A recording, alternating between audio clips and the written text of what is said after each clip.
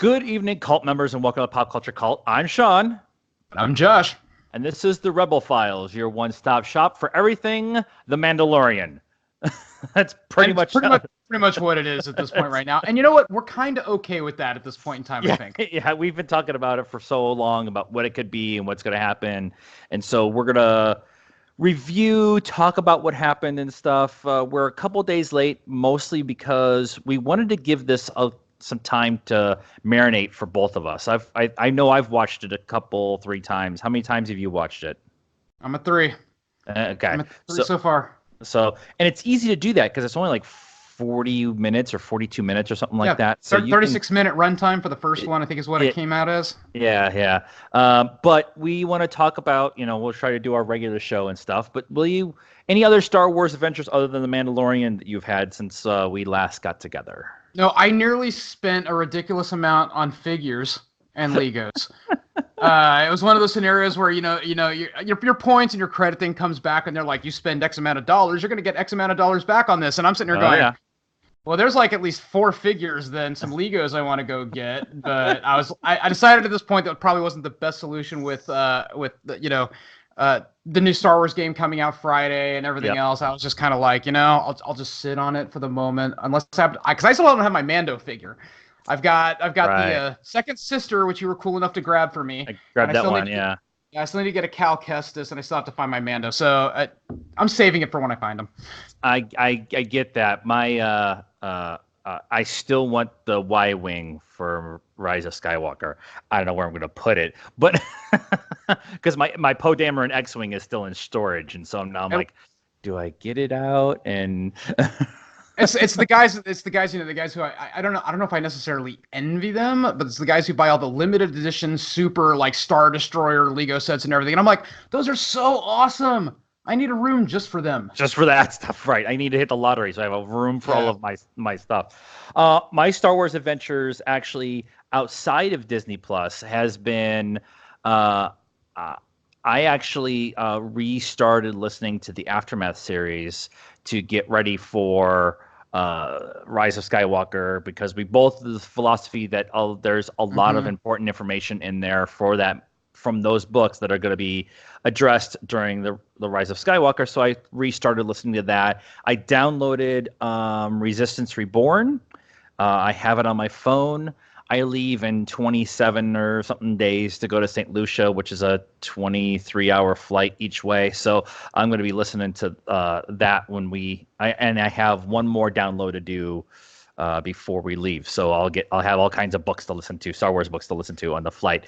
And then we get home on Tuesday in December. We get home that Tuesday, and then Thursday, the 4 of us go see the Rise of Skywalker. Yep. We're going to be a hot mess. And then the other thing is because of Disney Plus, and I was able to download it to my trusty little phone, I've been rewatching Clone Wars.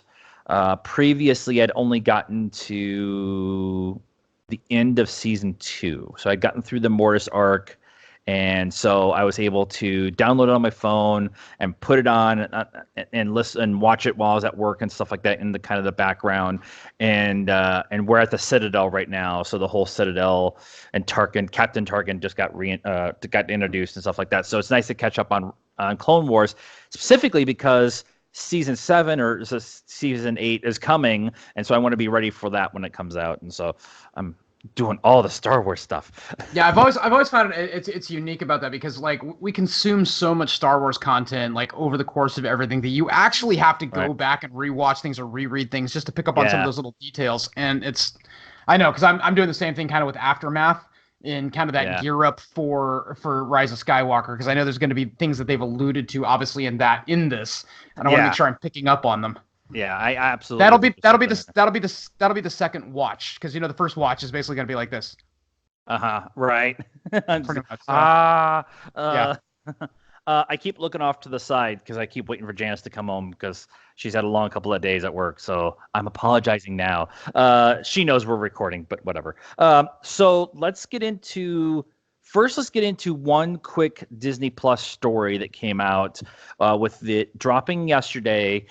Everyone jumped on and disseminated in different directions about what they wanted to watch, the Marvel stuff, the Pixar stuff, the old Disney movies and stuff like that. But the big Star Wars pieces have been The Mandalorian, which we'll get into in a second. And then people went and watched A New Hope. Now, I'm not going to be upset with people that they went and watched A New Hope right off the bat with their streaming service. I'm pretty sure most of them were up at midnight to watch The Mandalorian. But they have found that the who shot first, Han shoots first, Greedo shoots first, they shoot at the same time scene has been edited again. It is come out that about 7 years ago, George Lucas went in and changed the scene one last time, and that was right around the sell when they sold to Disney. Mm-hmm. And they both shoot at the same time now, instead of one before the other or one not at all or whatever. They both shoot at the same time now, and Greedo says McLurky? It's not malarkey. It's something... Right. McLurky or McLurky or something like that. Yeah, McLucky or weird. And it's in Rodinese. And so I everybody's like, that was the biggest story yesterday for about an hour and a half before everybody starting to do the reviews for Mandalorian. That was the biggest story, is that they changed that scene again, which I just think is hilarious. Yeah, it's funny. So there's a lot of stuff we're talking where George Lucas basically came back and gave a lot of blessings on a lot of stuff. Right. Some of it related to Rise of Skywalker, some of it related to Mandalorian. So we're not going to see all of that stuff yet. But the way it did kind of disseminate was that they had the giant meeting before and after the sale with Lucas, and he basically said that there was a bunch of things that he was okay with them doing, or that he had wanted to do, that he would like them to do, and they have picked up on that, and we're seeing those seeded. One of the which is last night's episode. Right. Which we will get into. I just thought it was funny. Somebody today said it would have been really funny if George actually made this change and then sold the company, sold Lucas to Disney, and then didn't say anything to anybody, and it's been sitting in the vault, and then they just went to go upload it. Nobody checked it. So I just nobody checked it. I just think it's funny they changed the scene again. I don't really. I mean, I like it a little better than Greedo shooting first. I'll admit. Right. I think it plays better where you have two scum. Well, good scum, bad scum. I think it plays you have two guys who deal on that side of the fence who are just kind of like, you know what, I don't trust you. You know, I'll take that over Greedo shooting first any day. Yeah, I'll take that. And we all know who shot first anyway. So we're going to move on from that conversation, because I honestly, Harrison Ford showing up in the Han shot first shirt was the definite article about who shot first. Okay, let's get into, like I said, this is just going to be us spitballing, talking about the Mandalorian. We're going to do about 10 minutes or so non-spoiler. No, we're not going to do any spoilers. We're going to talk about the show and everything that happened. And then we got to spend a little bit of time with one big spoiler that's happening at the end and what it could mean. So we'll let you know when we get into that spoiler territory if you have not watched it already. And if you're watching this, I'm pretty sure you've already watched it, but I just want to warn people to go ahead. Let's start off. What is your initial reaction to this episode as a pilot? Man, so we knew it was going to be a space western. I mean, there was no ifs, ands, or buts about that. Oh, and they'd start right off at that with him. Oh, they do. Pick the doors and the door that the rotating doors at the saloon. Yeah, like that's right from the start. That's where we're at. Yeah, it's an absolute space western, but you can't look at the character and not realize that. I mean, it was cool for me because watching it the first time, and with Audrey too, it was like there were elements of Star Wars. There were elements that you could see the Filoni kind of angles and things in there. You could see there were like these little elements almost of Serenity and Firefly kind of in there too. Oh yeah. Where with some of the framing and things that they did, and honestly, I think it was a great setup. I was a little disappointed the episode was that short. I was kind of hoping for it, but the pacing seemed well. I thought it was great that Nick Nolte's Ugnaught character looked more like Nick Nolte in the final product. And was practical.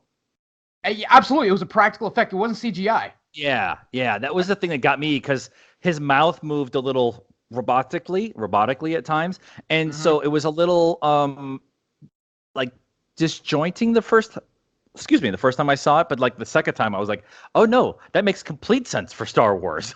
Like to have a practical. I was playing Spot the guest star part of it. Brian Posehn was the speeder driver. Horatio Sands was the first bounty. Horatio Sands of Saturday Night Live, kind of fame. Okay. He was the first bounty on that. I liked it. I thought it was one of those ones where I wanted so much more by the end of it that I was kind of sad it had to end. So I'm looking forward to Friday. But they set the tone straight off the bat, what this was going to be. That being stated, I was shocked to find out that he spoke far more in this episode than was expected. The best takeaway, though, and the thing that got me giddy, and I was trying to explain to Audrey exactly kind of why I was giddy in the scene, was when he gets up on the blurk or whatever it is. I keep forgetting the name of the blurk. And he gets up on it, and he's got the rifle strapped to his back, and there are some sun is hitting him in just the right way sequences where he looks like he's straight out of the holiday Star Wars special. Right. And I know that was Boba Fett, but I was just like, that particular scene, I had to like stop and turn to Janice and tell her, okay, like, listen, this is a direct shot from the holiday special. She's like, really? Exactly. I'm like, oh, it's like this creature's from the holiday special. This shot is specifically from the holiday special, and and we got a Life Day reference. And a Life Day reference, which was which was so subtly thrown in there. Right. Like it was so casually done that unless you really know, you're like, oh, okay, cool. They have a life day. They have some weird celebration. They call it Life Day. The rest of us know it's from this god awful thing that nobody recognizes at all at Lucas or Disney or whatever. And so like those kind of like little. Favreau said from the beginning that he wanted to do a Boba Fett series, and he wanted to do it based off of that animated Christmas special and the animated short, and he's always been enamored with that Christmas special. He's even said he wants to do a live action Christmas special, a holiday special, and I'm like. At first, I was like, "Are you high?" But now after you see this episode, you're like, "Okay, I understand what's going on now." And one of the things that they did with that, and I don't know if you caught on to it too, but I'm sure you probably did, is sometimes in Star Wars stuff we've seen where they reference the actual name of the planet when they're kind of transferring to it or they're going to it. Right. There was no planet names mentioned in this. Right. So that's an interesting conversation. There was a shot. The Mandalorian gets prepaid with the piece of the metal. What's the metal? The Beskar metal from the client. Everybody's just been calling him the client Werner Herzog. Right. That's just his character name. But we have a shot in there where you get multiple Mandalorians and their clan, and there's a shot in the background that somebody is saying that there is a Boba Fett looking helmet in the background, and that was one of the cool things that there was. Back to the Aftermath books that we've been talking about so much, there's an interlude in there where they find Boba Fett's armor, not necessarily Boba Fett, but find his armor. And if they're going to do that, and it's actually on Tatooine, like I said, there's not really a planet name, and it's Tatooine. I'm like, that adds a whole different dimension to what could possibly be this series. And so I wish they would have.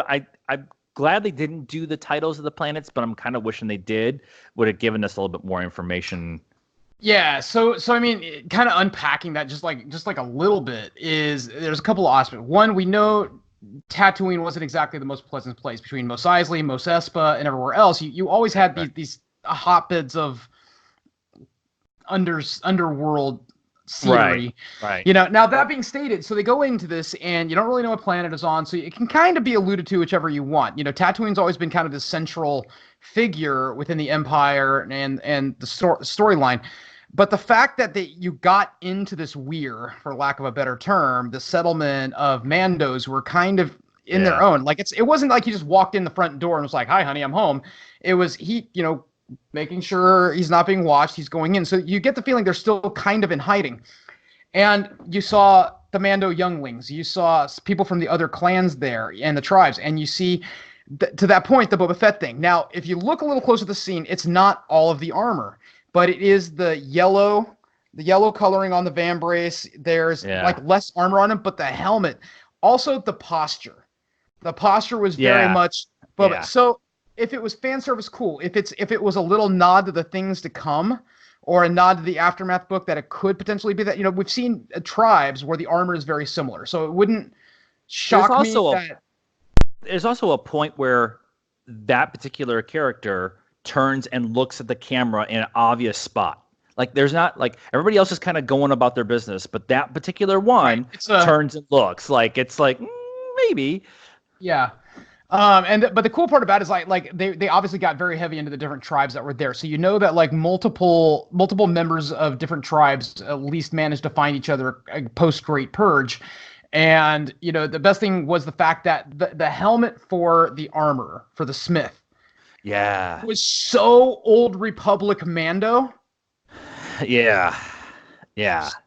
So I mean it was cool. I thought it was cool too that the armorer was a woman. Like that.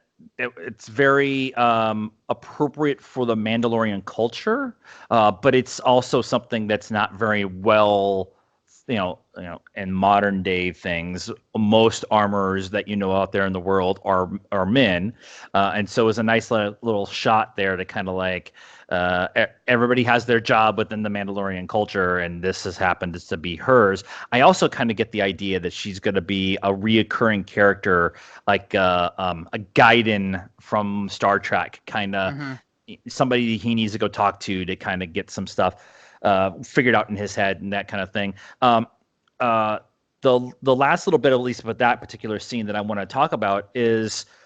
When she's working on the pauldron, they make a point of saying the pauldron should be a good piece to start with, which I thought was there's going to be a lot more I feel there, but I'm not really sure what to think about it yet. But as she's going through and pounding, he's having flashbacks and kind of emotional triggers for him. And those were the flashback scenes that we saw in the trailer with the B2 battle droid coming in and the family carrying the little kid that we all thought was the Mandalorian. Now it's obviously the Mandalorian, and then her saying, what do they call them? The younglings? They're not young. The what? Oh, the foundling. Foundlings, yeah. And him, pretty much saying, that was me. I was, lost and, adopted. So that particular little process, the little thing there, I don't necessarily think that he was born into Mandalore, and that scene is the purging of Mandalore by the Empire. I think it's more of a different planet that was going on, and then a Mandalorian bounty hunter or rescue crew or whatever found him and then raised them as their own. I'm thinking that might be what the story could be, but I'm okay if it's the purge of Mandalore by the Empire too. I'm okay with that part. I kind of hope it was, because I didn't see the gunship in the scene. I don't remember seeing that part. I remember seeing the B2 droid pick up. But it was interesting to see it, because there's been in recent years there's been kind of this recurring theme with the lead characters. So if you look at, obviously Luke and Leia were taken from Anakin and they were hidden in different planets. Right. Jyn Erso was hidden during that too. The Mando seemed to be hidden away during the Empire. So you get this kind of over arc of my dog just walked in. You get this over arc of kids, who've been kind of hidden from the Empire, and that's his tenet between Jedi and everything else. So it was just unique to see kind of that take on it. And to your point, he might not be Mandalorian, but that in itself is a huge tell, because the way the Mandalorian tribes work is that it takes a village. Right. So the tribe itself actually raises the child. So there's a lot there that's still left to be seen with that and his interaction with the actual Mandalorian. Obviously, they accept him. Right. So right. Let's we could spend an hour and a half on just that one particular scene, but there's a whole bunch of other stuff. I just want to go back to the opening scene, the dust up in the saloon, the taking of the bounty and all that stuff. That was a nice little introduction. Star Wars Explained talked about how it felt like a really well done fan film, and I can't disagree with that point at all. But that whole section essentially sets him up for this idea of being a badass, but also having a code and honor, because when he goes to Karga to get paid, he tries to pay him in Imperial credits, and he won't take them. And so there's obviously something there where he has, he's willing to. He's Captain Maul. He's Captain Malcolm Reynolds. Back to the Firefly reference, because it's a space western. But he's got he's got to shoot a guy, he's got to steal from somebody, but he's also got a code of ethics, and there's a certain level that he won't willing to cross. And that particular, I think, it was a very subtle but huge line in the sand, and they drew out and said this is where his loyalty lies, and he's never going to take anything from the Empire. But yet then he turns around and goes to the client to get paid, because so there's going to be I still don't think Werner Herzog is actually Empire officer or anything. I think he's just somebody who is using the symbology of the Empire to get what he wants.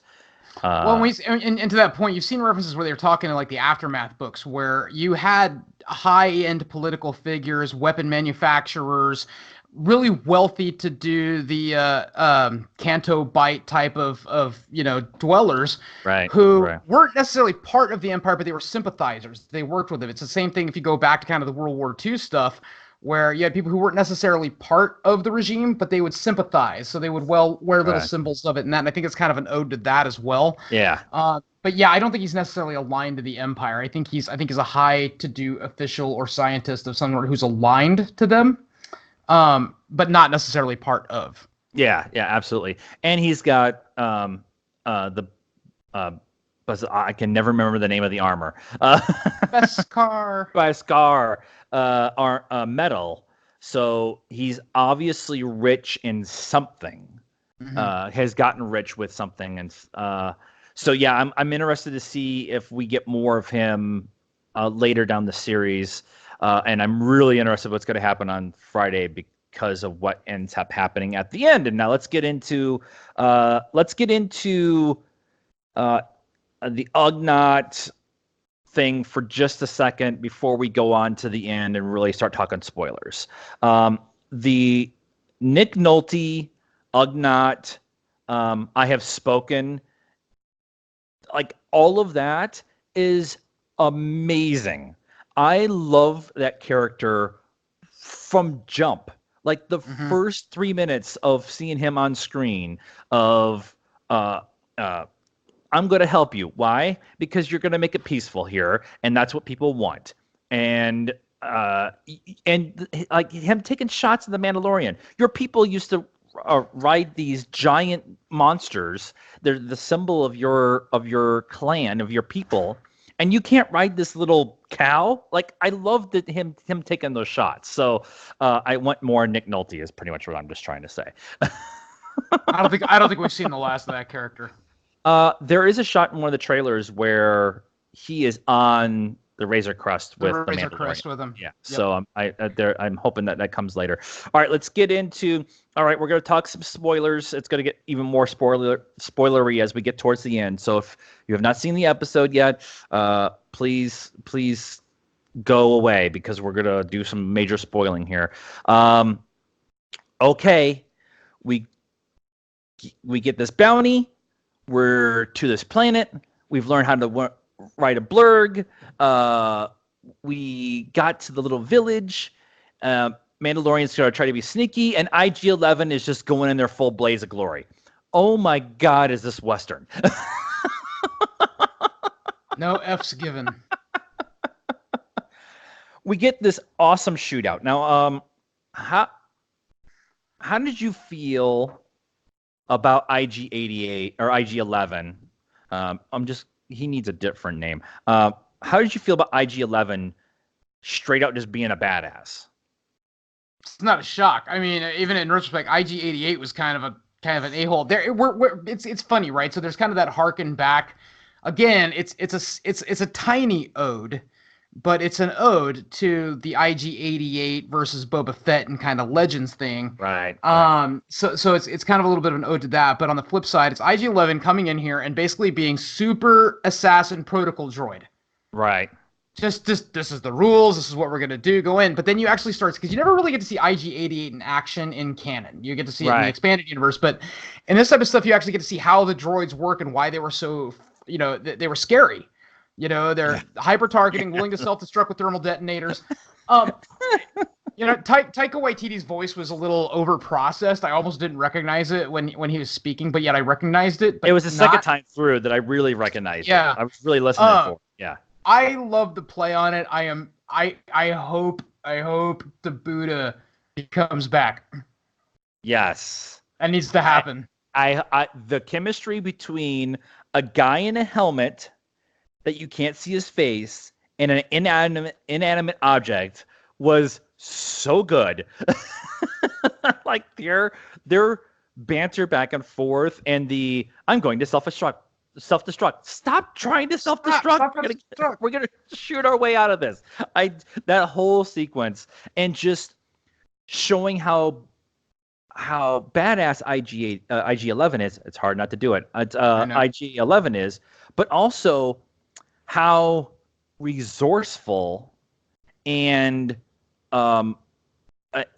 smart the Mandalorian is, and is able to on the fly change plans. Let's do this. Let's go here. Perfect targeting. Definitely that Western draw because he keeps coming out of his holster kind of thing. That whole shootout was everything I wanted from a Western shootout. Like it got up top, down low, across the field, a Gatling gun. Oh yeah. The whole Gatling gun scene was awesome. That was so good.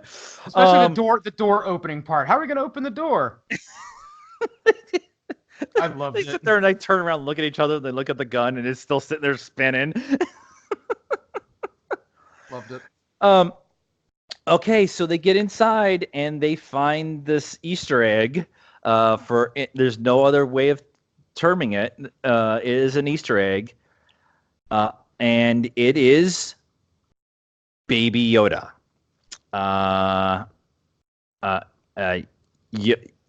Yo baby, what were they calling it? Yo baby, something like that on Force Center today. What does this mean? Question mark. It means we were all right. That's basically except for the Yoda thing. The Yoda thing I did not see coming.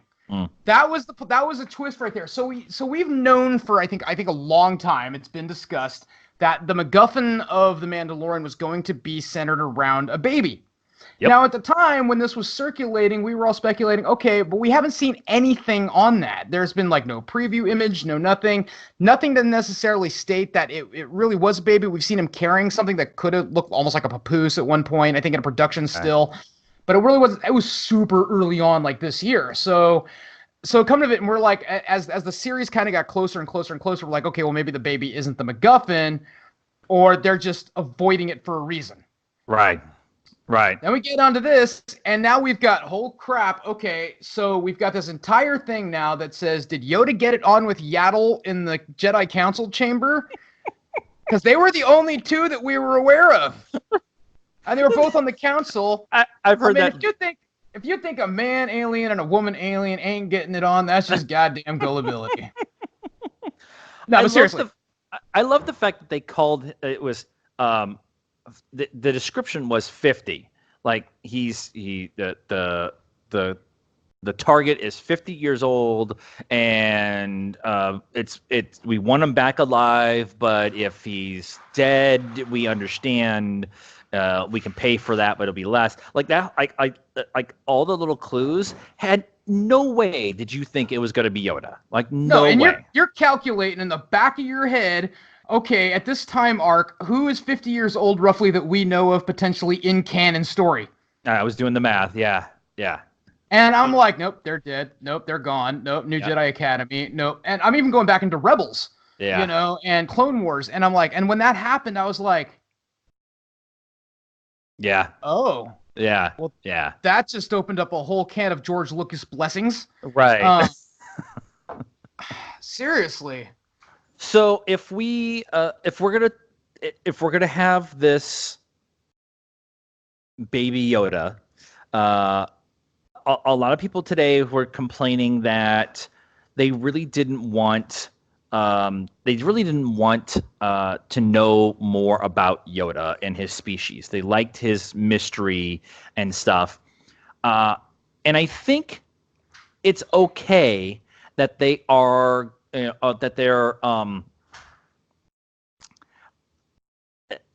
have introducing this character and having the opportunity to expand the knowledge that we have of the species. It doesn't necessarily mean that we're going to get more information about Yoda's backstory, but if the backstory is this species is all force sensitive and they're all from the unknown reaches, I'm okay if that's where the story arc is going to go. I'm like totally okay with that. Does that make any sense to you, or? Man, I got like 18 scenarios that could possibly be. Well, no, think about it, because so it's like you have to understand the question of it. I don't have an issue if they're finally going to get into Yoda's backstory. I've been fine with it up until now. I'm not going to lie. It's never been a big issue for me, but it's always been kind of on the back burner. Like, you want to know more. So you have options like, is the Empire interested in this because they are so few of them and they are so entwined with the Force as a species? That's what gives them their power. Like, they know Master Yoda. Hold on. All right.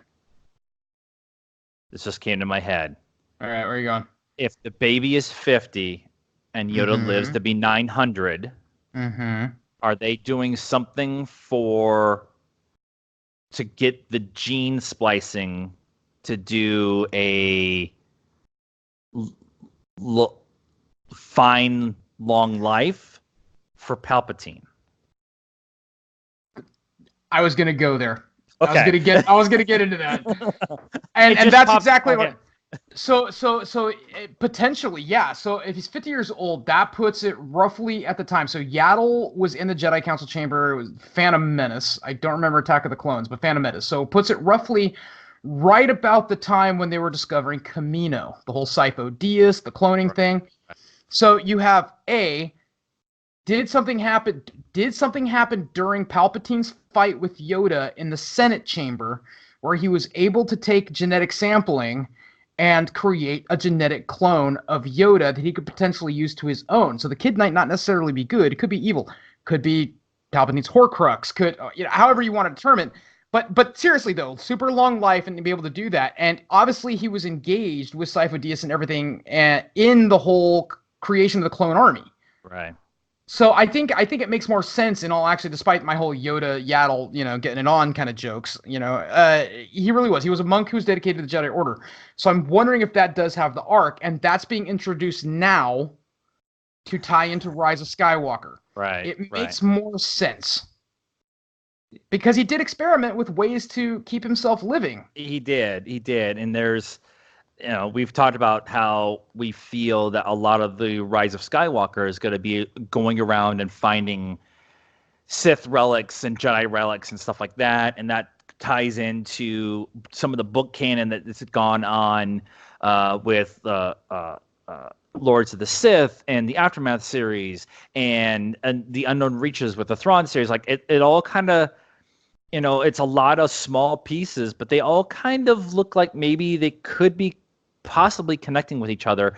There's also, you've got like the Dr. Aphra comic that's dealing with a lot of that stuff, and you've got the Poe Dameron side where they go off and they're looking for stuff too. So I just in no way did I expect it to be a Yoda species character that was going to be what this series is going to be, the main MacGuffin for this series. Mm-hmm. Now we can talk about like what the theories are, but I want to talk about, at least for a few minutes, of the Mandalorian's response to finding this baby.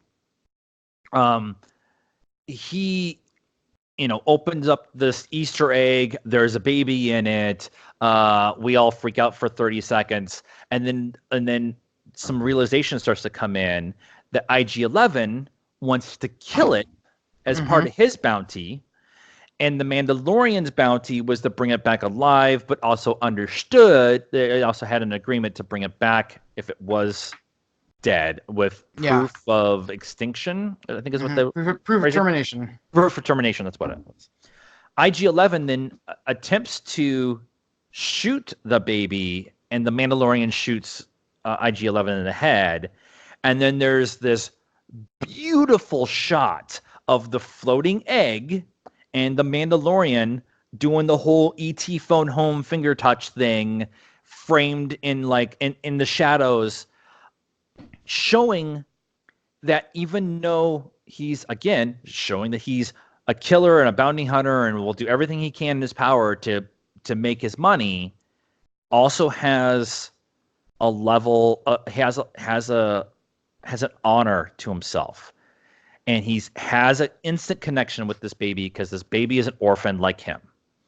Yep. And that story, if you just do that story, outside of all this speculation stuff that we already have a lot of fun with Palpatine and what this means, and Baby Yoda, if the story is just, I want to keep this baby safe for the next 8 episodes, I'm totally down with that. Because now you have the bounty hunters, the criminal underworld, what's left of the rebellion, going against what's left of the Empire. And that is exactly what a lot of people want. They want the Empire to be the big bad guys. And they can't be 5 years after the fall of Endor. So, and we're not quite to the Battle of Jakku yet. So you have this is after Battle of Jakku. Is it after Jakku? Mandalorian is 5 years after Battle of Endor. Jakku is like 2.5, 3. 2.5, 3. That's right. 3 years after Jakku. So this is the fall. This is the fall of the observatory. Yes. Because you have to ask your question is, where did the baby come from? Well, when a young Yoda, you know what I mean? Yeah. Like he was like, it's like the egg, the cocoon of it was kind of hiding in almost like storage. Like a supply depot had been dropped there and was just waiting to pick up. So I just love the idea that with a 38, 36 minute episode, they were able to set up the series, give us the MacGuffin, give us the ethics of the main character, who spoke a ton more than we thought we were going to, and just physical cues that we get from the Mandalorian. He uses the eye slit as kind of the brim of a hat, like a Western outlaw would do. With the moving of his head and the way he moves his shoulders and how he draws his gun and like all that kind of stuff. So in this tiny little episode that we were hoping to get this big monster episode, we get this tiny little episode and it sets everything up. And now I have more questions now about what the series is going to be than I did 36 hours ago when we were waiting for the first episode to drop. So what do you want to see moving forward? I don't know, man. It's weird. It's one of those scenarios where it could go any direction. I think at this point, I think this is really kind of an unknown period. We've known enough through things like the Aftermath books and some of the other stuff, but I want to see how that's going to tie in. I want to see why they're, because it's still early for the First Order. It's still really early for the First Order development. So I want to see the little political dramas that are going to play out with the Empire essentially trying to manifest into the First Order. Right. Is it genuinely the remnants of the Empire, or was it a couple of the cats who had gone off and run away, post Cinder and the Fall of Jakku and everything else? Because we know in this timeline, we're going to hear references to the characters. I'm almost certain we are, because at this point, Han's alive, Leia's alive, Luke's off trying to form the Jedi Order. The New Republic is still in its fledgling infancy. We're gonna get allusions to that at some point during the series. We just have to. But dude, I don't know, man. I want to see where they're taking the plot line, but I also want to see them delve into the Mandalorian arcs. They're introducing so much stuff from the expanded universe and what we know of canon from Rebels and Clone Wars. Dude, I hope to God they're going to get more into that as his armor progresses and he starts finding himself as well as the baby. As for the general plot line at this juncture, I don't have any expectations. Yeah. I'm gonna enjoy the ride with this. I don't have any expectations at this point in time, purely based on there's not enough information to go, like, at least Rise of Skywalker, we have a general idea that we're kind of going in this direction. Mm-hmm. But with this, I have no clue. There's too many variables to sit down and say it's definitely going in this direction. And that's why when people were complaining they didn't give any screeners out, or that they didn't do any previews or anything like that. Like in the trailers, almost everything that we saw in all the trailers and all the footage was in this episode. Yeah. Outside of like Giancarlo Esposito and Gina Carano stuff, that's pretty much it. Yeah. Yeah. And so I love that we have this series being done by two great storytellers, and we know jack and shit about what's going to happen, and that's amazing to me. This is now going to be this is appointment watching, just like Watchmen is appointment watching. Yep. And it's the same. It's got the same feel to it, the same discord going on, and it's also got the same mystery going on, and that's awesome. And I'm totally okay with it. I'm hoping that they drop them all at once. I hope they're all on there at the same time so we could go through them all at the end and go back and kind of work our way through it. Anything else you want to talk about with this episode before we wrap up for this evening? If you haven't watched it yet and you're watching this, we apologize. They got warned. But you got warned. You've had months to sign up for Disney Plus. Should have done it. Should have watched it. No, man. Well done on that team for doing it. I liked the outros. I liked the picture animatics, in the end credits. Cool. Yeah. I was blown away by it. It brought back the classic dirty desert scum and villainy and dirty empire on an outpost. I dug it, man. It had some Breaking Bad, it had some Firefly, it had some Western, and it had a whole lot of Star Wars in the classic sense, and a lot of good fan service to us. We haven't even talked about the music. How good the music is. Yeah, it's phenomenal. The music is Ludwig Göransson did the music. It is so Western and so Star Wars at the same time. It's perfect. It's so well done. I don't know if you noticed it in your viewings, but they kind of did a Marvel kind of opening sequence with all the helmets. Yep. That was kind of cool. That was cool. That was cool. That was like one of those things I was like, I kind of like that, and stuff. But like I said, we could talk about this for hours and hours and hours. I'll probably go back and watch it again before we get into Friday. A couple of things. We are going to do our best to do a week-by-week Mandalorian breakdown, review, whatever, and do our regular show. But with the shows, the Mandalorian coming out on Fridays, and our Friday evening, Saturday kind of schedules can be a little screwy at this point in time, and somebody's trying to move again. You notice I just kind of looked at you. I'm going to give my dog a house.